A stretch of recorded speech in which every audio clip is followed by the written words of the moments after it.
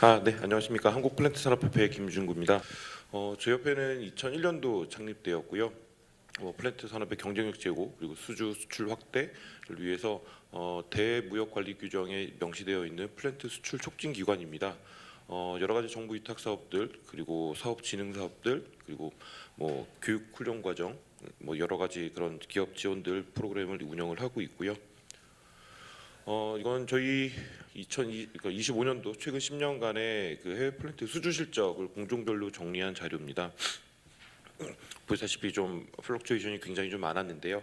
2010년대 중반까지는 좀 이렇게 저유가도 있었고, 우리 BC사들의 그런 리스크 관리 경험 부족, 여러 가지 이제 이유로 인해서 성장세가 좀 주춤했다가 이제 팬데믹 이후부터 22년도부터는 좀 이렇게 성장하고 있는 그 그림을 좀 보실 수가 있을 것 같은데요.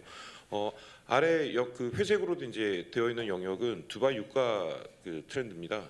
요거를 보시면 저희가 한 2020년도까지는 저희 플랜트 수주 실적, 특히 이제 중동 쪽에서 발생하는 오일앤가스라든가 석화 프로젝트들이 유가에 대해서 어느 정도는 좀 연동을 좀 받았었는데 2023년도 이때부터는 그 연관 관계가 좀 많이 좀 떨어지고 있습니다. 이런 연계성이 좀 줄어드는 부분들 때문에 저희 작년 같은 경우는 중동 쪽 수주가 굉장히 좀 많이 줄어든 바 있는데요. 이제 보라색 음영은 그 중동 쪽하고 아시아 쪽 그 해외 플랜트 수주 실적입니다.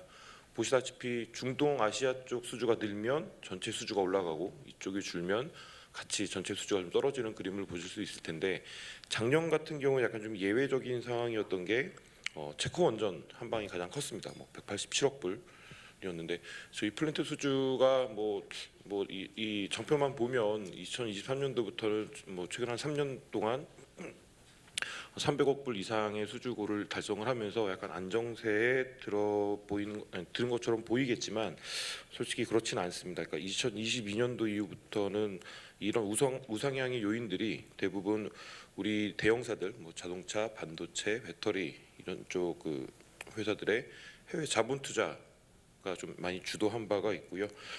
이런 수주고를 체코 원전이라든가 말씀드렸던 것처럼 우리 대형사들의 카펙스가 견인을 했는데 앞으로도 이런 추세가 계속 이루어질 거라고는 장담하기는 좀 쉽지 않은 상황입니다. 이런 대형 공사가 나타나지 않는다고 하면 앞으로도 한동안은 중동 쪽 그리고 아시아 쪽 발주가 수주가 좀 전체 수주를 좀 이렇게 주도할 걸로 예상을 하고 있고요. 특히 이제 지금 중동 쪽에서 벌어지고 있는 여러 가지 사태들, 인프라 시설도 굉장히 좀 많이 훼손을 받고 있고. 그래서 저희가 이런 얘기하면 좋을지 모르겠지만 어쨌든 중동 쪽의 이런 전쟁들이 중장기적으로는 우리 기업들한테 좀 호재로 작용할 수 있을 것 같다라고 기대를 하고 있습니다. 이건 S&P 글로벌 쪽에서 발표하는 그 해외 그 시장 규모인데요. 그러니까 플랜트 쪽의 시장 규모는 30년까지 4.5% 연평균 성장을 하면서 2030년도에는 6조 4천억 불, 6조 4천 한 800억 불 수준의 이제 시장으로 좀 성장할 걸로 예상을 하고 있고 맨 밑에 이제 붉은색 영역이 이제 에너지 관련된 프로젝트들인데 다들 아시는 것처럼 이런 산업 설비들과 에너지 시설들에 대한 투자가 계속 좀 늘어나고 있기 때문에 이런 쪽에 대한 앞으로 우리 기업들의 발주도 굉장히 좀 많이 기대할 수 있을 것 같습니다. 특히 AI 관련된 그 전력 공급을 하는 이제 그런 시설들 그리고 관련된 이제 소음 변전 시설들 이쪽에 대한 그 성장 시장 규모 자체가 워낙 좀 크게 형성이 될 걸로 기대를 하고 있고요. 산업 플랜트 같은 경우도 여러 가지 정세적인 부분들 때문에 이제 공급망들이 굉장히 좀 좁아지고 있는 상태예요. 굉장히 이전에 글로벌하게 이제 넓게 뿌려졌던 그 공급망들이 최근에는 이제 주력 소비 시장 위주로 좀 많이 그 집중이 되고 있는 상태인데 이런 이유로 해서 산업 플랜트에 대한 자본 투자는 앞으로도 좀 상당히 좀 유망할 것이다 이렇게 S&P에서 예측을 하고 있습니다. 이건 오펙에서 발표하는 이제 유가에 대한 오일 디맨드에 대한 이제 슬라이드인데요.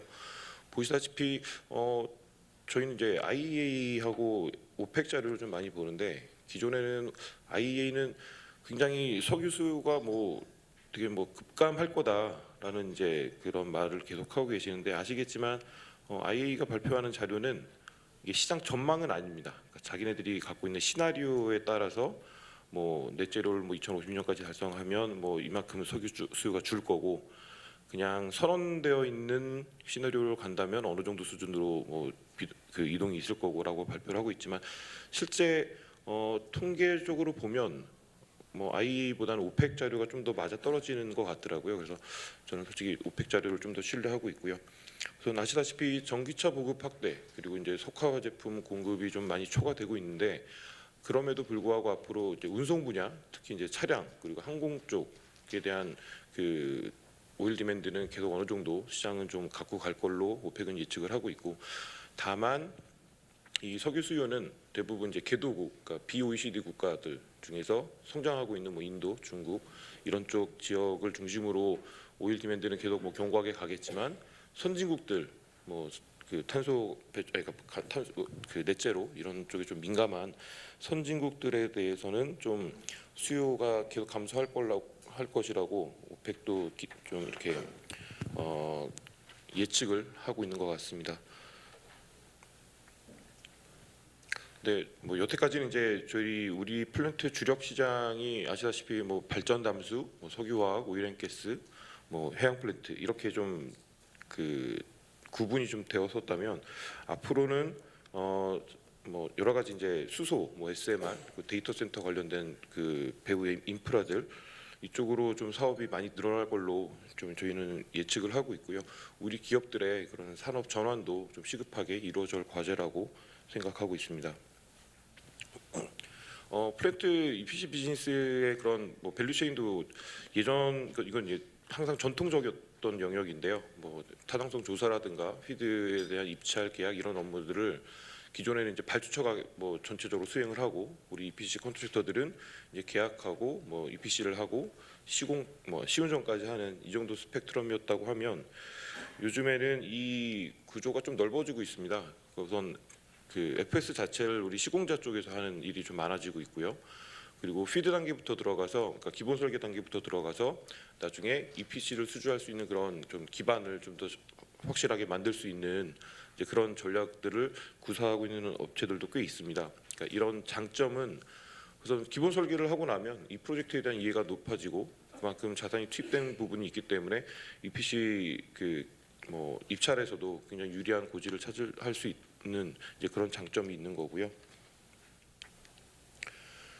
근데 이제 또 우리 국토부나 산업부나 뭐 여러 부처에서 관심을 많이 갖고 계신 이제 PPP 사업 쪽에 들어가게 되면, 이런 업무 영역의 그런 경계가 굉장히 좀 많이 허물어집니다. 우리 건설사든 아니면 국내 뭐 FI든 SI든 이런 분들이 처음부터 이제 사업 개발 단계부터 뭐 타당성 조사, 그리고 이제 뭐 인허가, 그리고 지분을 얼마큼 태웠냐에 따라서 우리가 계약자라든가 서플라이어들을 그 선정할 수 있는 그런 자유도도 높아지기 때문에, 이런 유형의 사업들이 좀 앞으로도 좀 계속 많아졌으면 하는 바람이고요. 이런 부분 관련해서는 뭐 KXM이나 우리 카인드에서도 많이 지원해주고 계시는 걸로 알고 있습니다.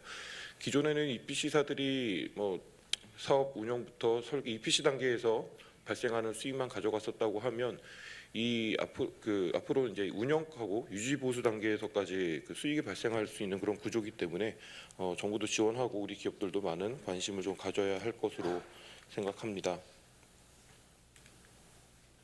이런 사업들 저희가 수주할 수 있도록, 우리 기업들이 수주할 수 있도록 뭐 정부에서 이제 여러 가지 그런 해외 시장 디벨롭먼트 프로그램들을 운영을 하고 있는데, 그중에 이제 대표적인 게 이제 저희 협회에서 하고 있는 해외 플랜트 시장 개척 지원 사업입니다.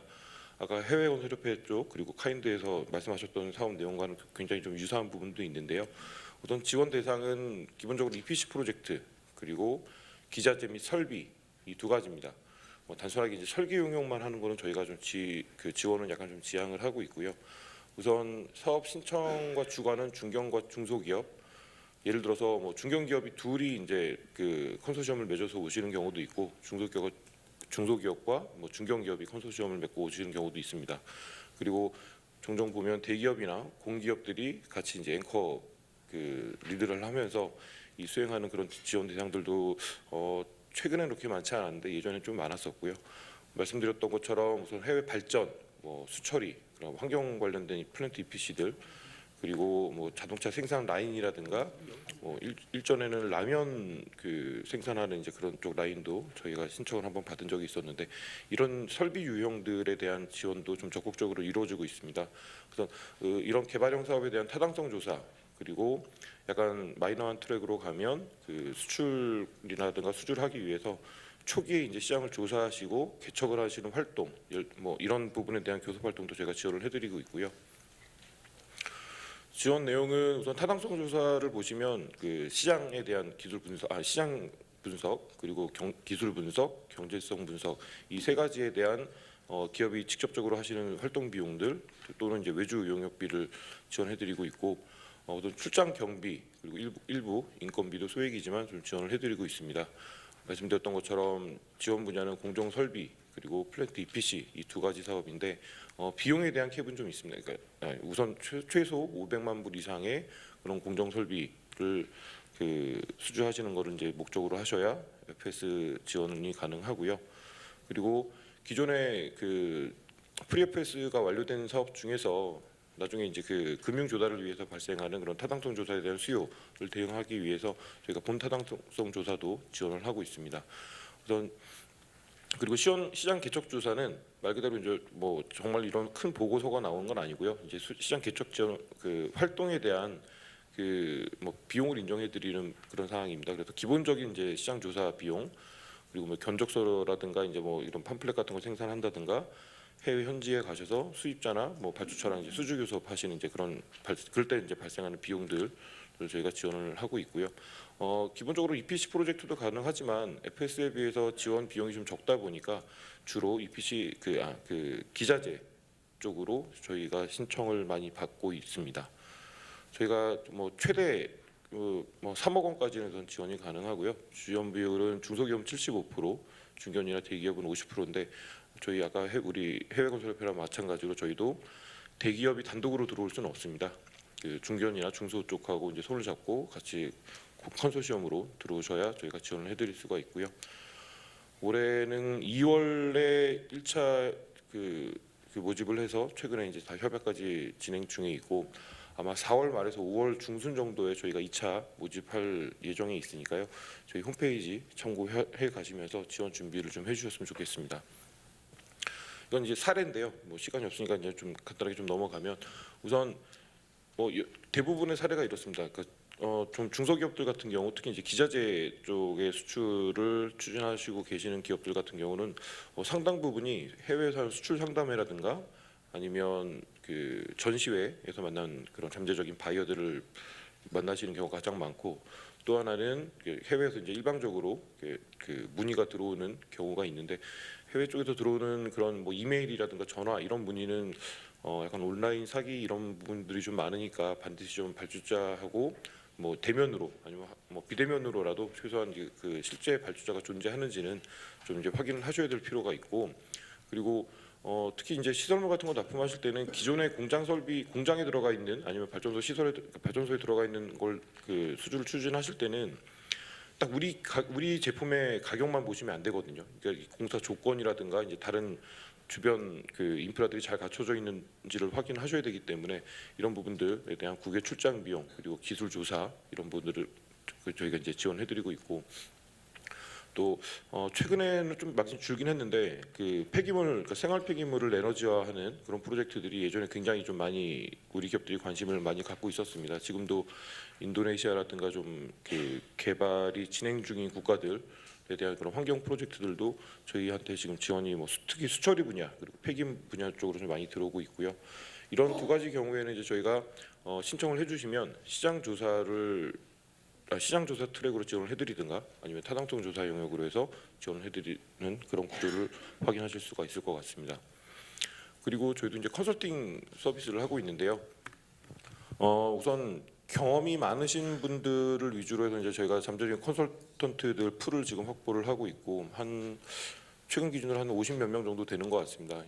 저희가 작년 같은 경우 뭐 일부 기업들 수주해서 그러니까 수주를 해서 이제 제작 납품하시는 과정에서 클레임이 걸린 경우 저희 그 자문 변호사님이 이제 좀 자문을 해주셔서 클레임 비용을 거의 한 5분의 1 수준으로 좀 단축시켰던 이제 그런 뭐 감소시켰던 이제 그런 실적도 있고요.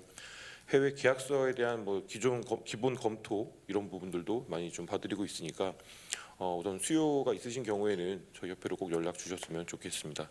그리고 이제 여러 가지 뭐 PIB라든가 그 플랜트 프로젝트 정보은행이라든가 이런 웹사이트를 통해서 저희가 이제 프로젝트 및 시장 동향 그리고 발주처 정보 그리고 현지 좀 신뢰할 수 있는 만한 그런 외주 업체라든가 현지 용역사들에 대한 저희가 풀도 좀 관리를 하고 있고요.